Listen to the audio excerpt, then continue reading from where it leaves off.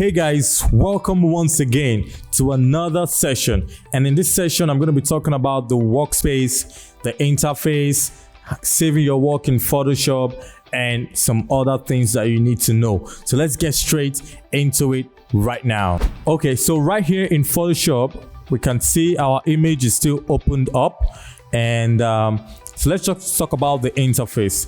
At the top here we have our menu where we have file, edit, image, layer, and the likes, and so on. All right, and then on the left here we have our toolbar.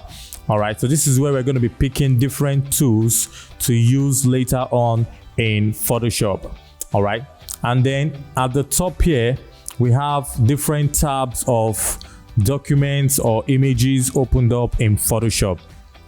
And then at the top also right here we have our properties bar, and this is used, to choose more options for the particular tool that you have selected. So if I switch my tool from the move tool to the clone stamp tool, for example, you can see that the options in my properties bar have changed. So anytime you select a new tool in Photoshop, always be mindful to check out the properties bar to see the other things that are available for that tool.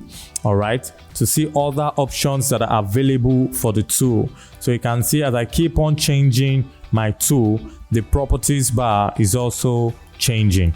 All right, and by default you should always be on the move tool.